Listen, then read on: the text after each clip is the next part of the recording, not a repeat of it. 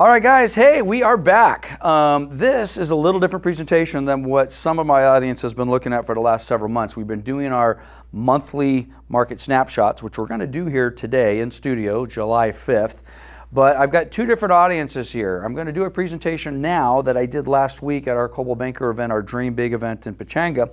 But the audience there was more or less real estate professionals. That is my audience now. So for you guys who said, hey Lance, you said you were going to do a longer version of that presentation, this is it. But I am going to have potentially two audiences here though. So my target audience basically is real estate professionals, agents at Coldwell Banker Town and Country and alike. But I know I'm going to have some of my consumer folks here, my buyers and sellers and landlords and tenants. So just know when you're watching this, some of the things are going to not necessarily be specifically targeted to you, but at the same time, I think it's good stuff. We will also do our market snapshot though here in a little bit, so we're going to combine these two videos.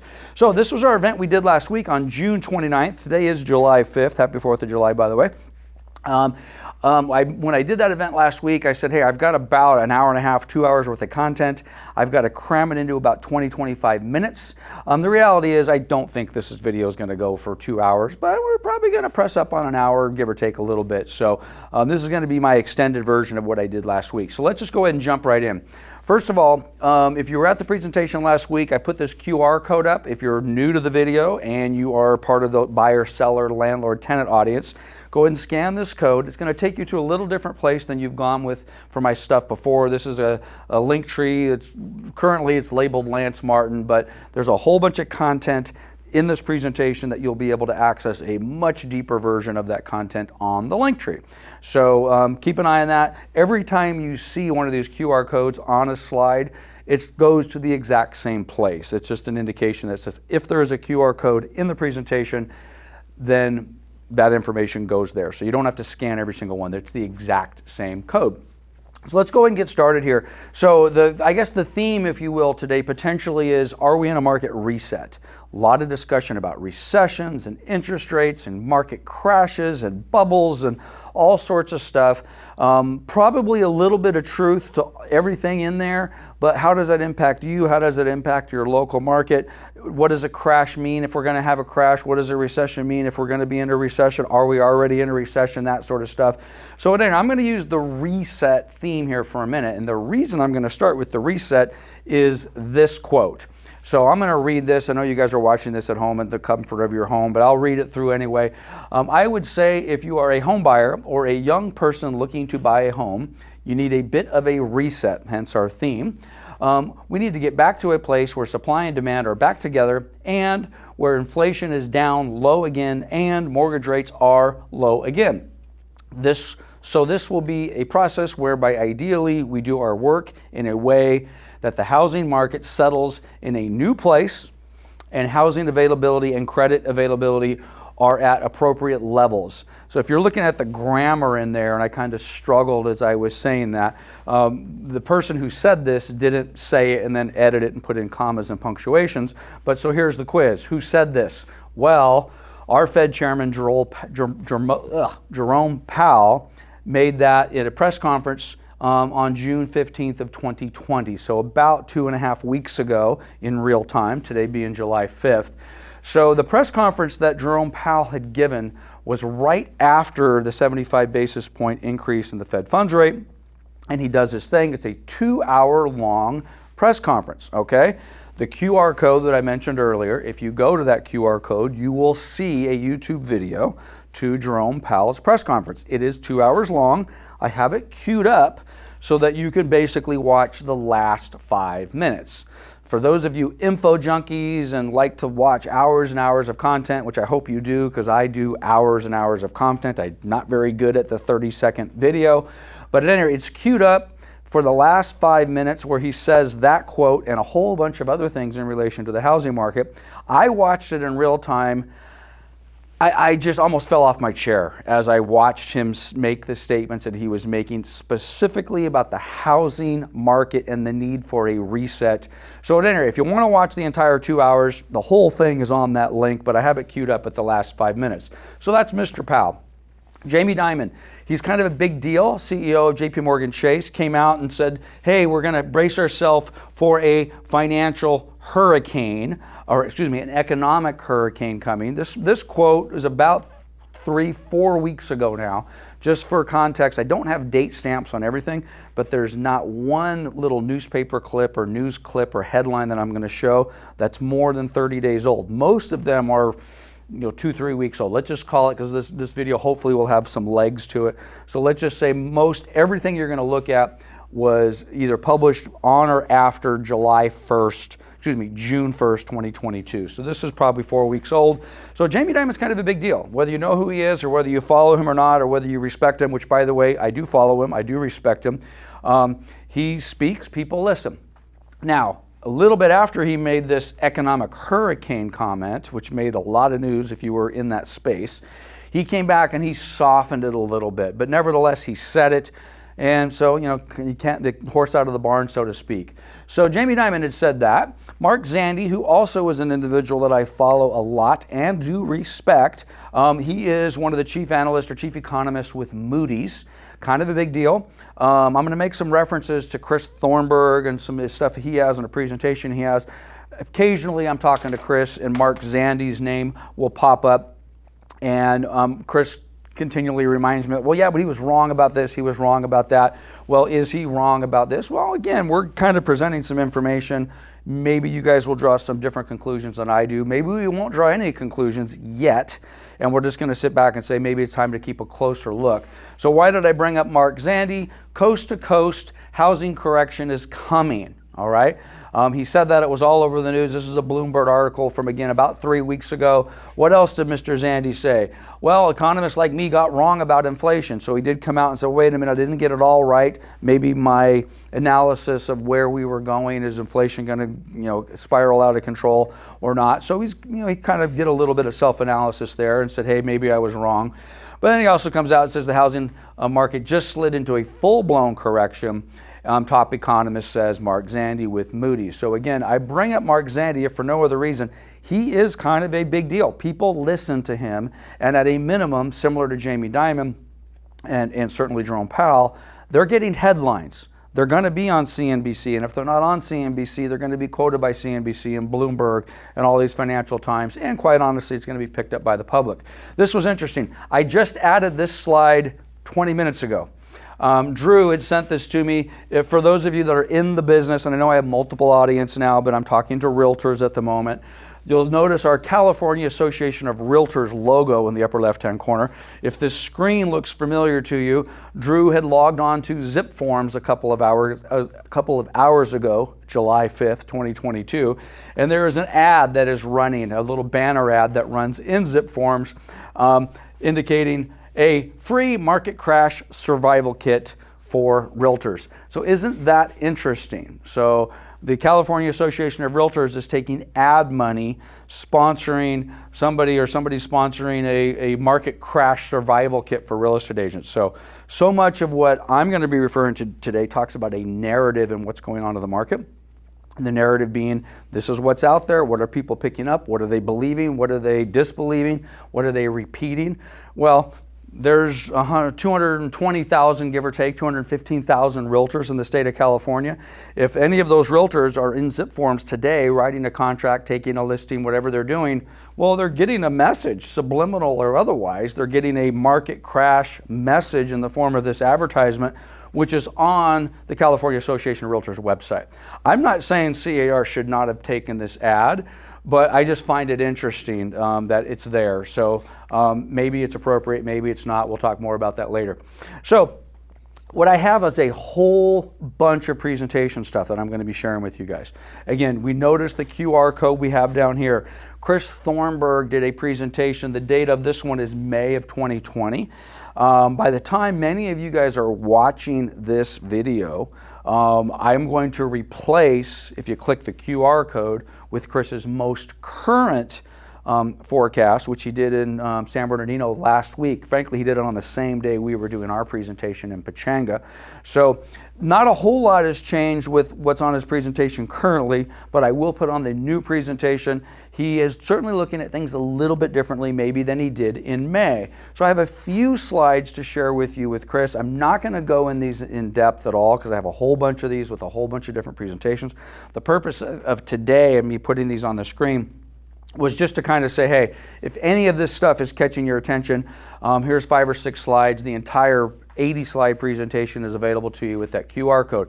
So he talks about existing home sales and where we were in the past. Interesting, he has a chart that goes all the way back to 2005, 2006, when we were selling a whole lot of houses. Now, we all know what happened after 2006, and this is basically the Great Recession, and to the point where I guess the fewest number of homes were sold probably in late 2010. And we've rebounded a little bit, and here we are. But at any rate, what are we doing with home sales? This is a national number, by the way. Where is it going in different parts of the country, in the U.S., Los Angeles, et cetera, et cetera. So again, more information here. I'm not going to get into this in too much depth. Are we in a bubble? He says not yet, which, by the way, I don't know if I have this slide up, but there's another slide that Chris has that says, are we in a recession or is there a recession coming? He says not yet. Now, there's some data out there right now that talks about, wait a minute, we just may have recorded a second consecutive quarter of negative growth. Technically, that would mean we're in a recession. I'm going to talk a little bit more about, actually, let me just deal with it now because I might forget. I personally, at Coldwell Banker Town & Country and Cobalt Property Management, lived through a recession from 2006 until 2014, okay? So now technically we were not in a recession for 8 years. I'm not sure exactly how many months within that period of time we were in a recession, but in my world, it felt like we were in a recession that entire time. So the psychology of, are we in a recession? Is there a recession coming? Is it ever going to come? Are we already here? How long is it going to last? Those are all things I think for us to think about, but I would encourage all of you to take a deep breath because frankly, it's going to affect different segments of the economy a lot different. And frankly, in my opinion, it's going to affect different segments of the real estate market a lot different depending upon location, price, and a variety of other things. But anyway, I skipped ahead a little bit. He's talking about housing bubbles, okay? And he's in effect saying, hey, the fundamentals are fine. We're not in a bubble. And short form is we're not going to see a crash or a pullback in housing. He has a whole bunch of information on rentals. For those of you that are on my property management side, my landlords and tenants, landlords, I have great news. Rents are at all-time highs. Tenants, I have bad news. Rents are at all-time highs. I mean, the upward pressure on rents is absolutely insane. So there's some information on the rental market here in Chris's presentation that you may find interesting. Apartments, vacancy rates, cost of rents, again, all sorts of stuff. How much is inflation going? I don't want to interpret Chris's chart for him. You'll have to watch one of his videos or one of other stuff. But he definitely has major inflation concerns. And honestly, he feels that we're just at the very beginning of it, the very start of addressing and dealing with that. Maybe Chairman Powell got to it a little bit late. Having said that, a year ago, matter of fact, we're in Adam's studio in Canyon Lake at Coldwell Banker Associated Brokers, and we were making comments, not only Adam and myself, but others were making comments that this is crazy. You know, Chris Thornburg, Manfred Kyle, others, they're not even mentioning any sort of inflation concern. And let's just call that about 14 months ago. And to the degree that they were talking about inflation concerns, it was 2 comments that I took away from their forecast was, hey, you know, it's very hard to predict as an economist, and, you know, when we get there, we'll deal with it. Well, guess what? They did not predict it.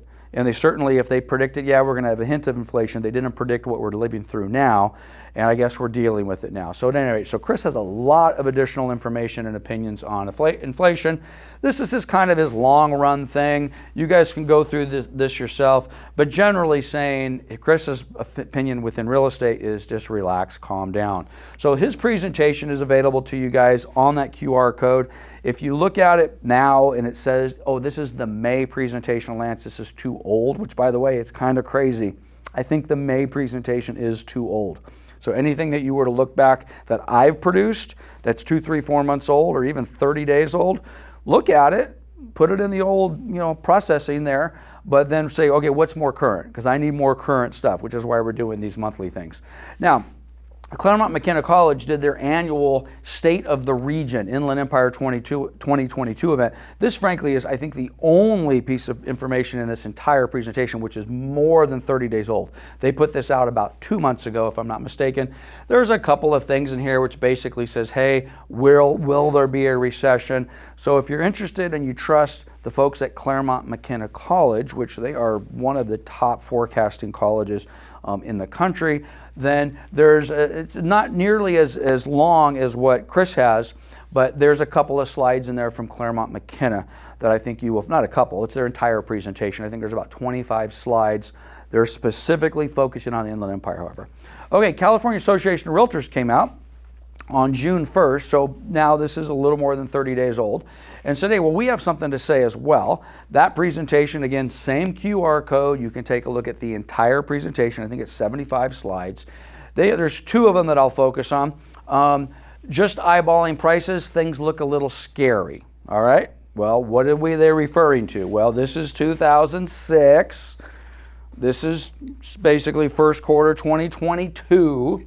And they've got the California medium home price, medium household income ratio at 10.2. Let's not necessarily get into exactly what that means, but the correlation that they're drawing is we're basically where we were in the pre-Great Recession period that started, for most people, started right around the middle of 2006. So when they draw that correlation, people automatically assume well, it must be a bubble and we're going to basically be doomed to repeat what we repeated before. There's a lot of people that believe that. I don't. Doesn't mean we're not going to have some things we got to deal with, but I don't see 2 years from now this chart on the far right mimicking this chart here from 2006, 7, and 8. Doesn't mean we might not see a pullback, however. So they're making the comment that things look a little bit scary. However, this is their final summary slide. I'll just bring your your eye to the lower left-hand corner. Home prices will keep rising, okay? So whether you believe that or not, the California Association of Realtors, as of June 1st, did believe that. Now, I haven't seen it, but last week I got a text from somebody that said, hey, by the way, the person who's doing this is Jordan Levine. He's the economist now for CAR. But I got an email or a text from somebody that says, hey, did you see Jordan's quote? I think it was in the LA Times or something. Reality was I was out of town for the 4th of July. I probably should have pulled it up before this. But apparently Jordan is out there in the Los Angeles Times, if I'm not mistaken, saying we're going to see a pullback in property values, okay? Whereas on June 1st, he didn't say that. So, matter of fact, not only did he not say this, we're going to see home prices keep rising. Now, before we all freak out and say, well, what is Jordan saying? Is this going to happen? Is this not going to happen?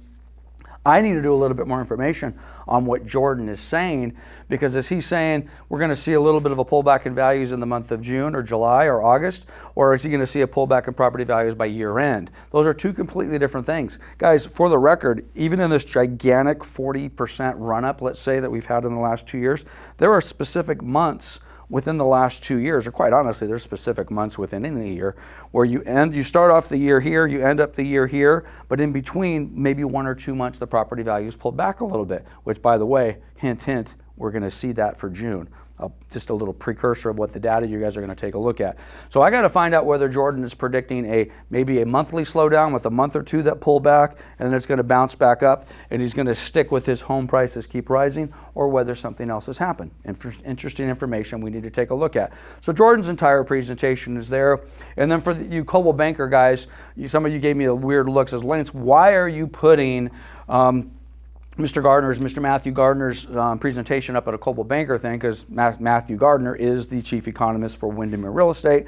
Well, the reason I put his stuff up is because I like Matthew and I think he's a smart guy and I follow him. Whether he's got an exclusive contract with another real estate company is irrelevant to me. And also Matthew's report is also available on the Linktree. I'm not going to go through his slides. He talks about prices, he talks about rates, he'll give you some stuff. So you can take a peek at that if that's of interest to you. I do respect Matthew as well. So also just real quick, there is a link in here, whether you're an agent or whether you're maybe a homeowner thinking about selling or a buyer thinking about buying. I've been subscribing to MBS Highways. That's MBS stands for Mortgage-Backed Securities. They're more focused on the lending community. I was introduced to them about a year or so ago. Really, really good information. The reason I've inserted this slide is for those of you that are really, really following interest rates, and you go to the old Google machine and you're searching interest rates, and the next thing you know, they're asking you for what's your email and what's your address and how soon are you going to buy, and you have to fill out all this information before they'll give you an interest rate quote. If you click on that link on the Linktree and you click on the MBS Highway interest rate, It will take you in half a second to the prior day's mortgage rate indices, and they take a whole bunch of mortgage companies throughout the country, they throw them in a bucket, they average them out, and they give you an interest rate chart. It'll look something like this, okay? So if you just want to follow interest rates on a daily basis, or maybe you don't want to follow them on a daily basis, but every week or month or however long, like, hey, I want to know, but at the same time, I don't want to go to the internet and try to search it, because quite honestly, I've done it before. It's impossible. Anyway, you can go here, 30 seconds later, it'll give you a chart that looks something like this. You don't have to subscribe, it's free. They'll get you this far before you have to give them any other information. So, by the way, I take that back. This is Optimal Blue's site, the MBS Highway site. I confuse two different things. The mortgage-backed security stuff with MBS Highway has certain information. This is the interest rate site. Adam, let's just leave that in. There's no sense in cutting it out. Optimal Blue is the one that puts those mortgage indices together as well. And it's got these charts. Really, really love it. So just click on it, follow the links, and you'll have some great information on what interest rates are doing. Speaking of what are interest rates doing, this chart's a week old, all right? The rates right now, by the way, are lower than this, okay? This chart I ran last Wednesday. So right now you're looking at 5.69 maybe, somewhere in that range. Frankly, by the time you watch this data is going to be old anyway. Click on the link, it'll tell you, you'll get a chart that looks remarkably like this one. But the point I want to make on this, we actually have started to see, if you want to call lower interest rates an improvement, we have actually started to see interest rates lowering a little bit. And that corresponds almost to the day from when Chairman Powell came out and did his 75 basis point rate increase. So rates are obviously a really big thing. We're certainly spending a lot of time on focusing on interest rates. So let's just take another 30 seconds and focus a little bit more. So this is a 50-year run and taking a look back on what interest rates have done. Of course, we're over there on the far right. This goes back to 1971. This is 1983, 84. So that period of time when you're talking to mom and dad or grandma and grandpa, they're like, I got a 19% mortgage rate or an 18% mortgage rate. Well, okay, well, then they were talking about something that they either purchased or refied or 83, 84 in that range. If they tell you that they bought a house in 2009, or excuse me, 1999, or even 2009 for that matter, and they told you they paid 15, 16% interest rate, they're lying, because that's not the case. But historically, interest rates are still very, very low, okay? So I'm talking to my realtor buddies and I'm talking to my buyers who are out there. Maybe you're a realtor who's only been in the business for a few years. Maybe you're a buyer who doesn't know anything other than 3% and 4% interest rates, or for that matter, a real estate professional who doesn't know anything different than interest rates below 5%. Well, what we have been in is not normal, okay? We have been in this extraordinary interest rate environment, and to be honest with you, it is going to be a shock. It is a shock to the system, okay? I've been using the word, at what point do interest rates break the market, okay? So when you're thinking to me, Lance, you're being a little too optimistic and we're due for a crash and we're due to see all this sort of stuff, I was okay, fair enough, I'll take that criticism. Having said that, I don't think interest rates have broken the market yet, all right? I think we can handle a 5.5% interest rate. I think we can handle a 6% interest rate. Are we going to see fewer sales? Yes. Are we going to see maybe a little bit of a pullback in values? Probably so. But I don't think it breaks the market. I really don't think it just pushes everybody out. Now the question is well, what interest rate does break the market? I don't know.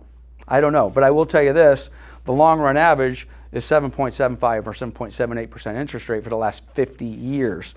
We haven't seen that rate in basically 20 years. I've been doing this for 35 years.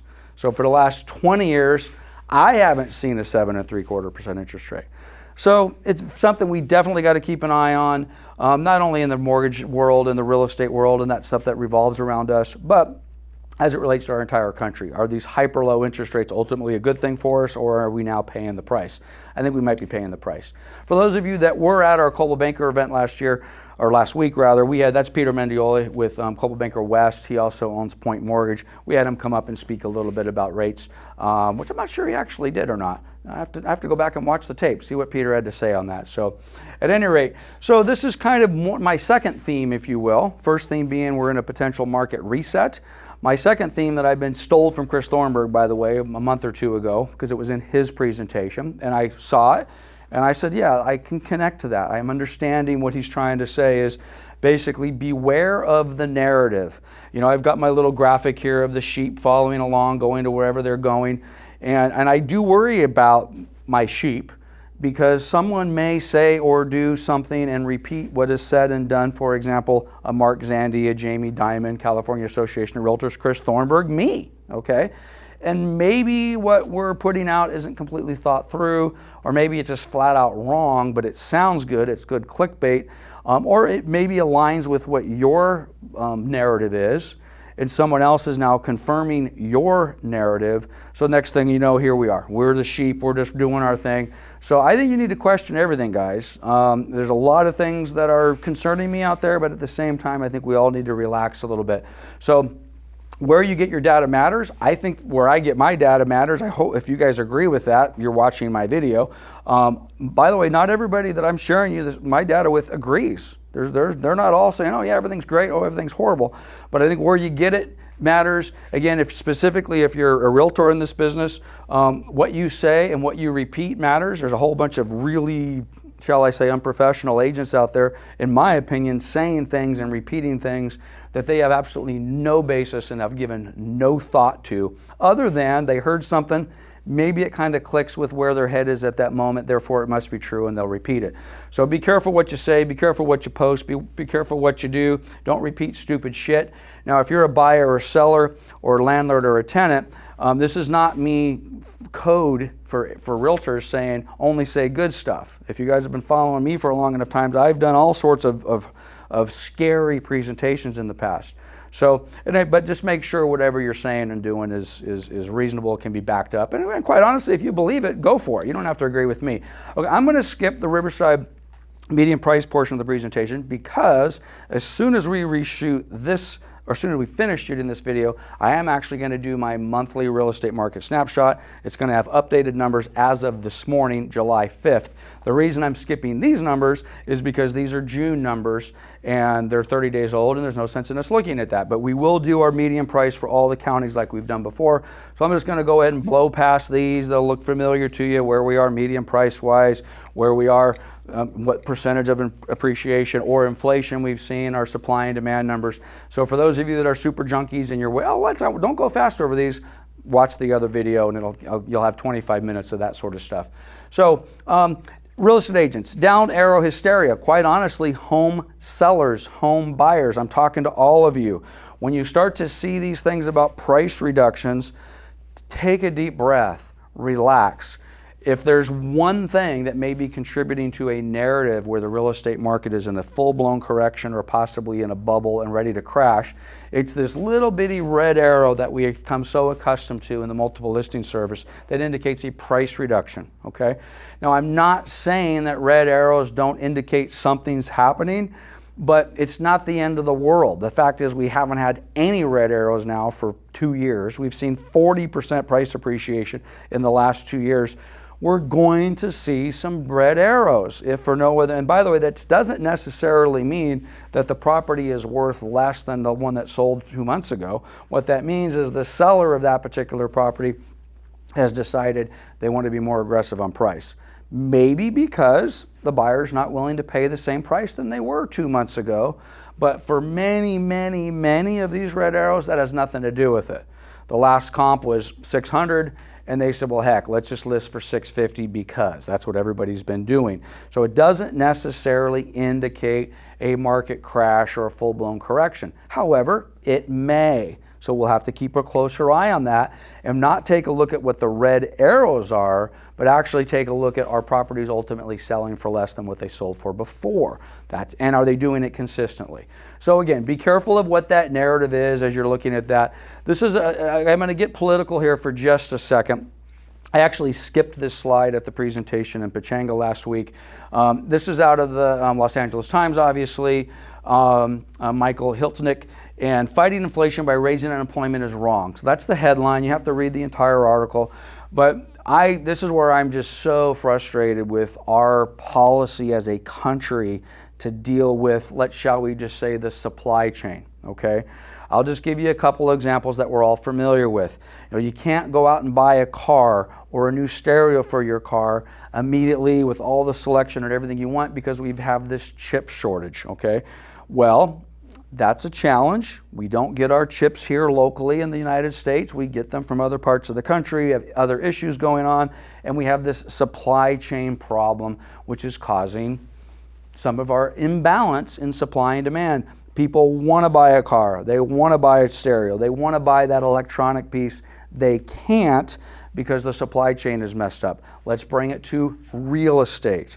I've been doing this for 35 years. For at least the last 25 years, when I really started paying attention to this stuff, it has been an open secret that we are not building enough homes in California. By the way, I'm only talking California, and for that matter, I'm only talking Southern California, and I'm talking my world. Don't ask me what's going on in San Francisco or Redding or Las Vegas. I could find out, but I don't know. But what I do know in my market, we're not building enough houses.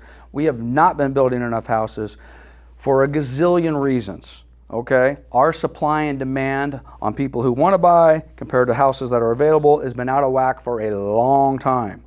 So our solution to fix this imbalance is to crush the demand, okay? In effect, the example that Michael is using here in his article is, well, let's raise unemployment. We've all seen XYZ companies laying off employment. Tesla's laying off companies. Mortgage companies are going bankrupt, okay? Okay, well, they're crushing the demand side of the equation. And frankly, I guess if that's what you want to do, that's what you got to do, because at least in housing, we know full well there is no possible way we could build enough houses to meet the demand. This has been something that's been going on forever. It drives me crazy. If you really want to go nuts and you're really deep into this stuff, hit the QR code, go back and watch the entire 2-hour presentation that Jay Powell did in the press conference. It just really aggravates me. This is the United States of America, for God's sakes. We should be able to build chips here. We should be able to build houses. We should be able to do all that. I know I went ahead. Let me just make sure I didn't skip too far. Okay, I got a little bit of fat finger here on the clicker. So anyway, so that's I guess my political stance, if you will. Okay, again, beware of the narrative, beware of the headlines. DS News, DS stands for Default Servicing. I've been subscribing to these guys for as long as they've been around, 20 years or so.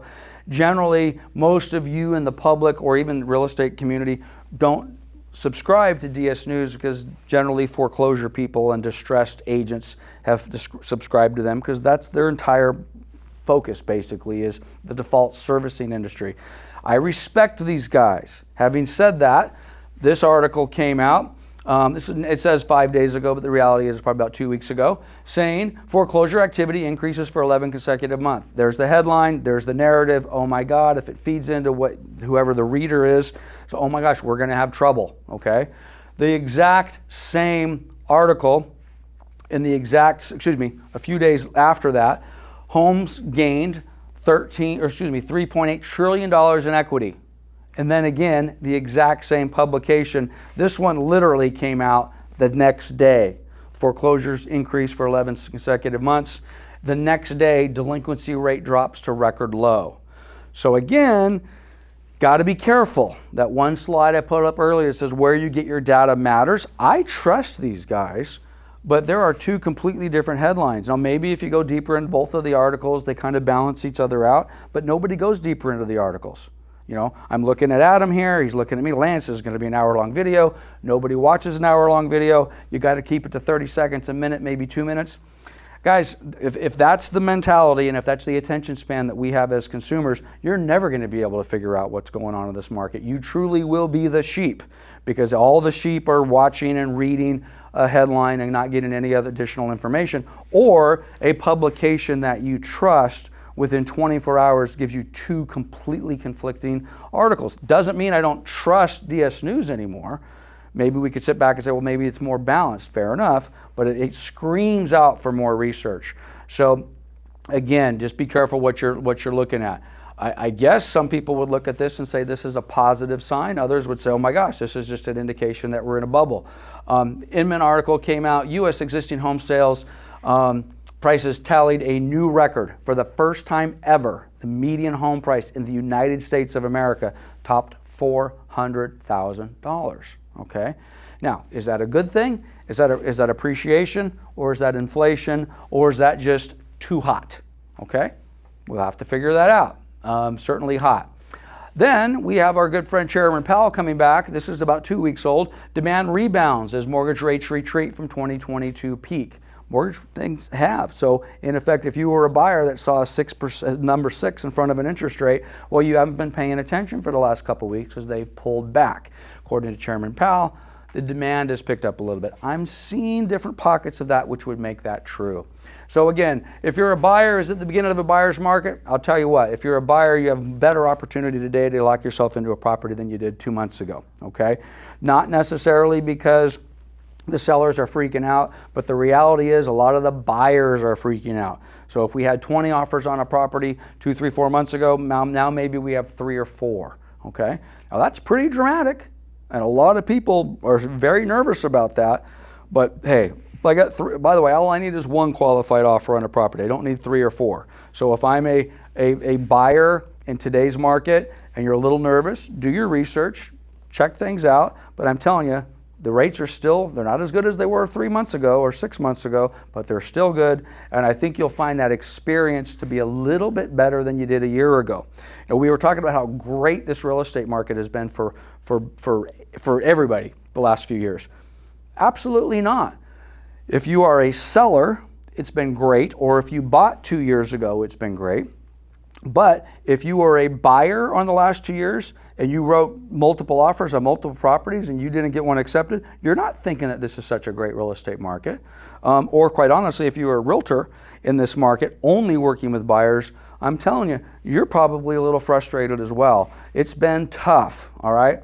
So I think if you're on that side of the transaction, a buyer or an agent working with buyers, and you want to buy a house because you want to buy a house, I think you'll find that experience a little bit less frustrating just because of the demand has pulled back a little bit, strictly because of interest rates.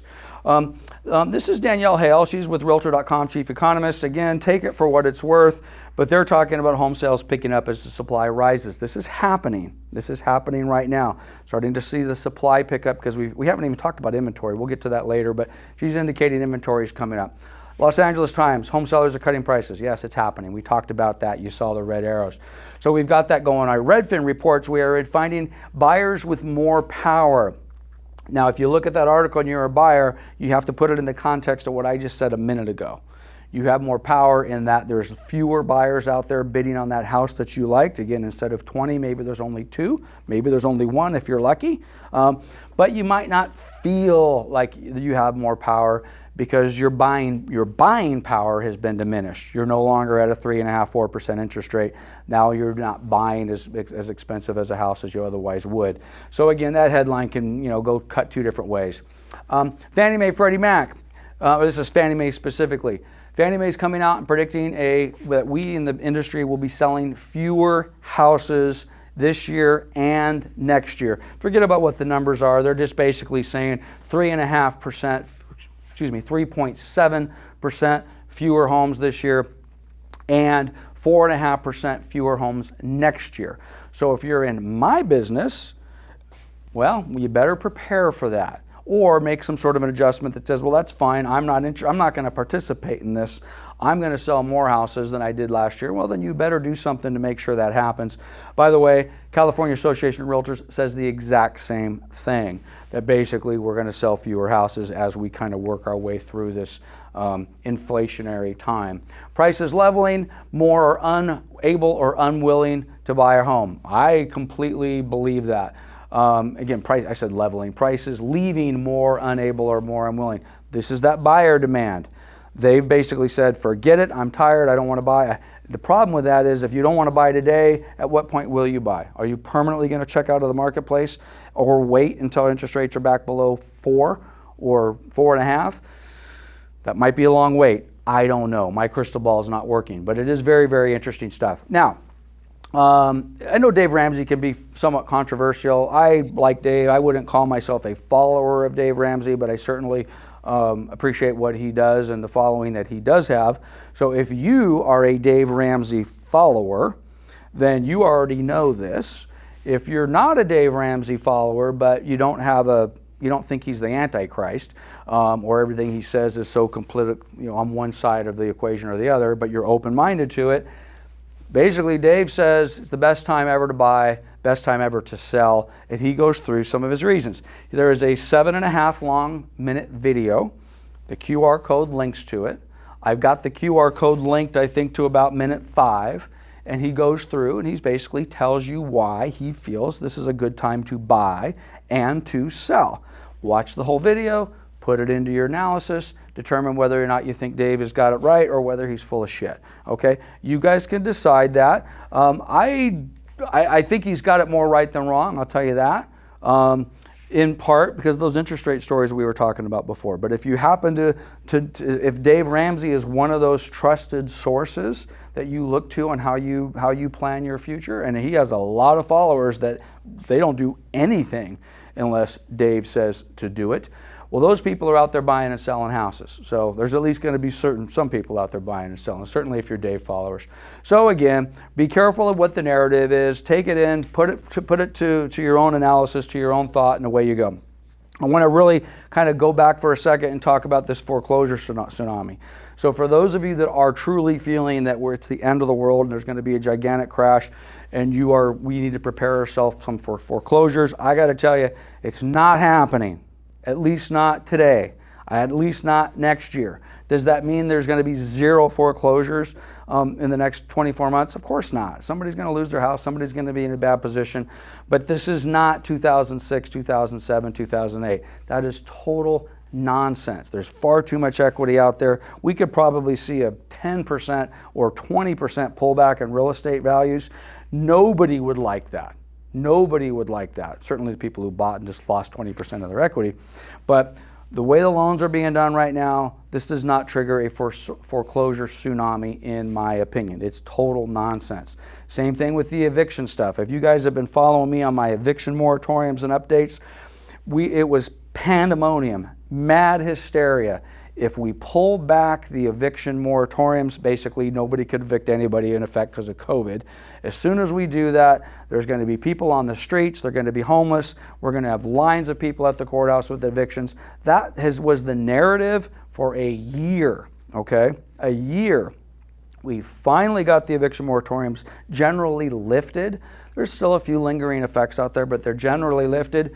I defy any one of you to send me any credible news outlet a story that shows the actual eviction tsunami that we were going to be overrun with. It hasn't happened. It was bullshit then, it's bullshit now.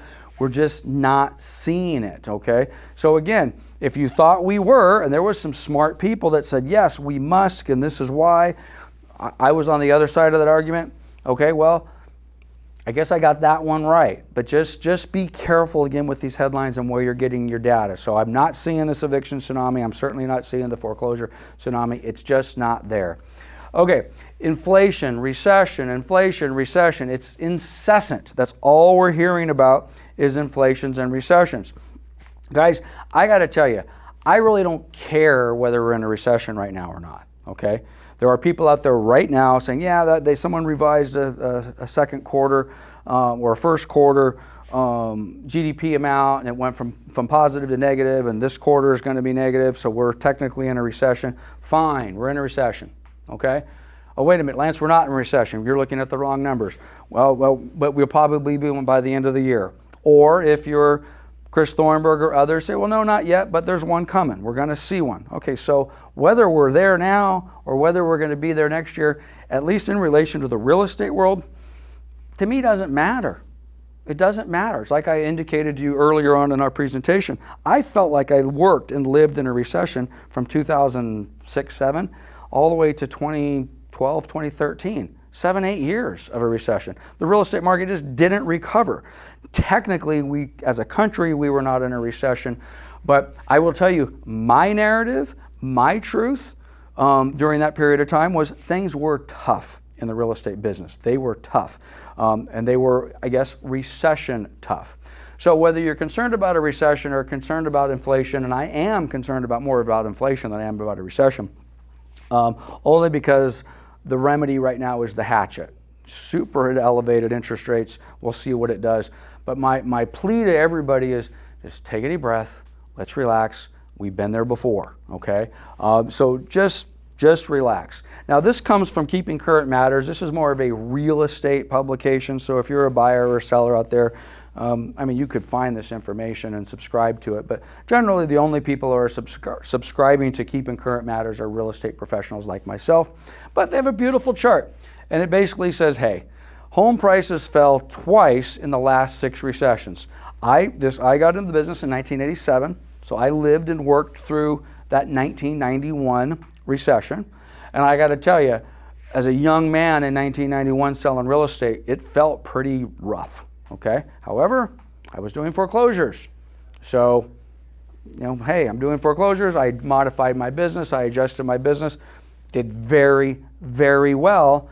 Having said that, the real estate industry, most brokers and owners and agents during that time didn't do so well. And then, of course, we have our 2008 recession. Again, in my mind, that 2008 recession started earlier than that, and it went for many, many years after that. That's probably the most painful one, and I believe this is forming a lot of consumers' narratives right now, especially maybe those millennials are in the marketplace because they had mom and dad or grandma or uncles and aunts that were losing their houses during this window of time. That was rough. Again, 2008 was the single best year I had ever had in real estate, ever, as far as closed sales volume. Having said that, it was all foreclosures.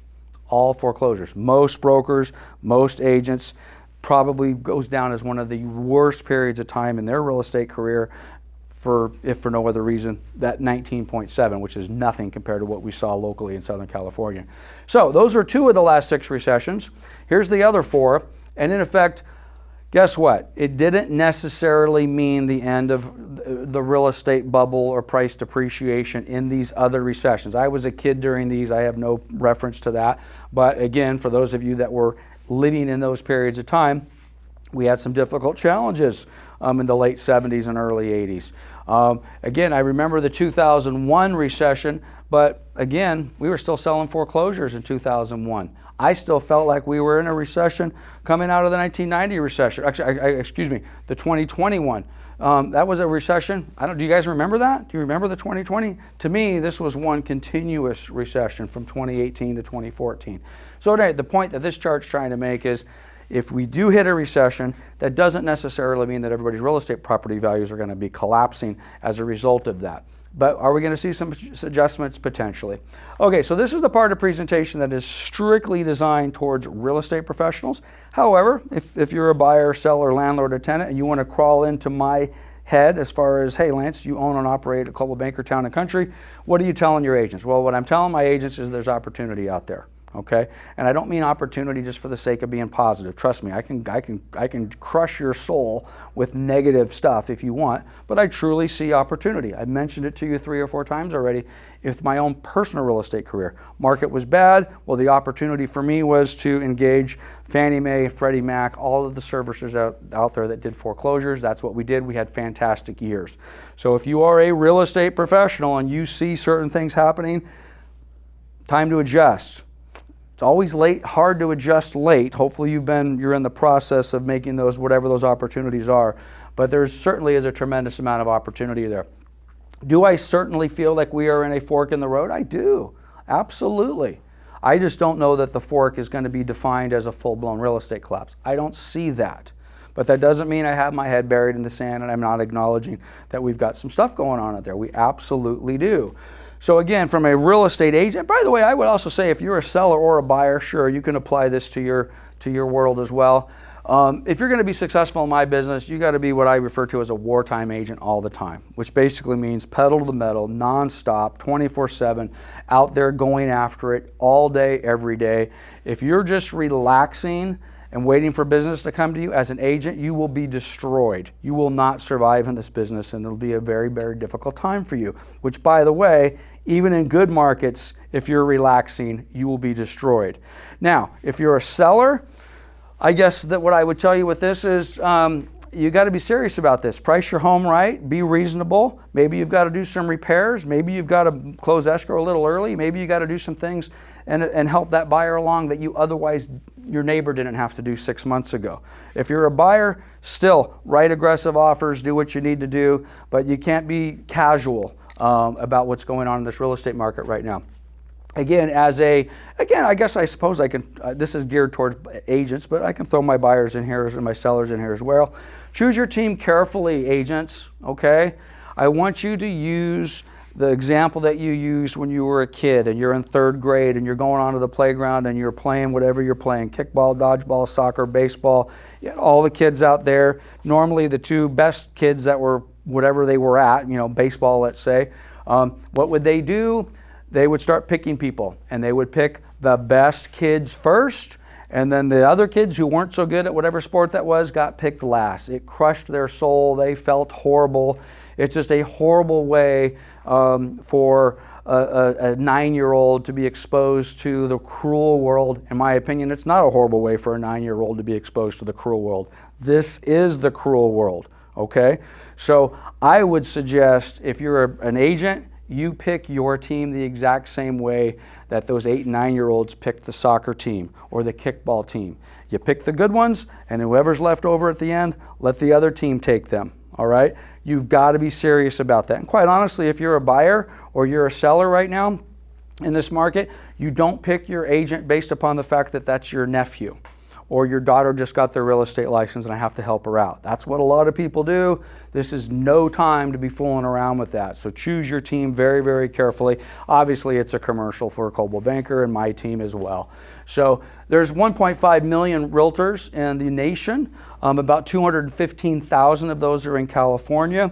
If you're a real estate agent, you probably have 100 or so that are in your market that are actually doing some business. The reality is that number is probably less than 10. But you need to know who your competition is, and more importantly, you need to know if you're a buyer or seller who not to do business with, which the reality is it's going to be 90% of these numbers up here. There's only 5%, maybe 10% of all the licensed realtors in the state of California, or the nation for that matter, that in my opinion actually have any clue as to what they're doing.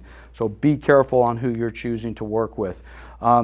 Information, again, if this is what I do, this is my job, I guess, if you will, Coldwell Banker Town & Country.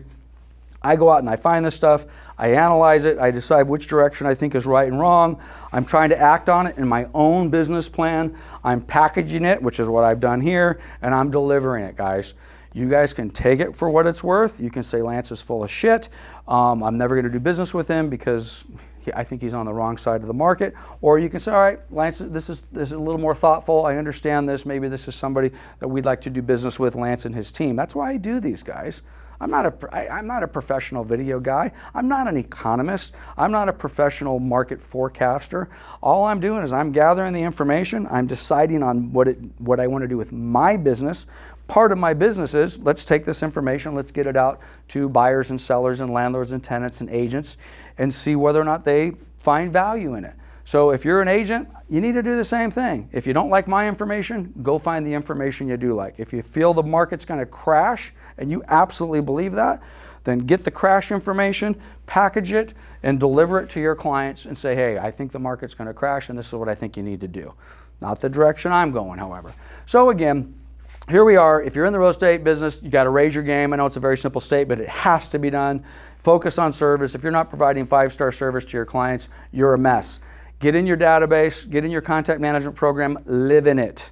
If you're not living in your contact management program, and I mean living in it, the first thing you do in the morning, the last thing you do at night, and multiple hours in between throughout every single day, including weekends and holidays and whatever it happens to be, you will get crushed in this market. This market, any market, okay? There's no way to be successful in this business, in my opinion, without a kick-butt contact management program that you actually live in. So it's just so critical. You've got to be there. put that into your plan, execute your plan. This is most of us do a poor job planning, but to the degree that we do plan, that's fine. And then we just fail on the execution, okay? I got one slide, I've got one word. If you're a real estate agent, this is really what it's all about. It's really all about execution. If you can't execute, then all the rest of this is nonsense. So again, I could do 2 hours on execution. So here we are. There's a little video. Adam's going to splice it into the video here from Kobe Bryant. Talks a little bit about kind of a wrap up if you're a real estate agent, which I think is really nice. Adam's going to cue that up now. Doubt is such a strange thing. I mean, it's, there'll be times where you succeed and there are times that you fail. So wasting your time doubting whether you're going to be successful or not is pointless. It is. You just put one foot in front of the other. You control what you can't control. And then you see what the outcome is. Right? If you win, great. You're going to have to wake up the next day and do the journey over again. If you lose, it sucks, but you're going to have to wake up the next day and do the journey all over again anyway. So here's the QR code one more time. This will get you links to every single piece of information, the sources, all the whole 9 yards there. It is a live link, so if you like the information you see there, might want to revisit it a week from now, 2 weeks from now. There'll be new leaks and there'll be updated information. So if you're looking for the market forecast data with the Riverside County, San Bernardino, LA County stuff, then stay tuned because we got another video coming up next.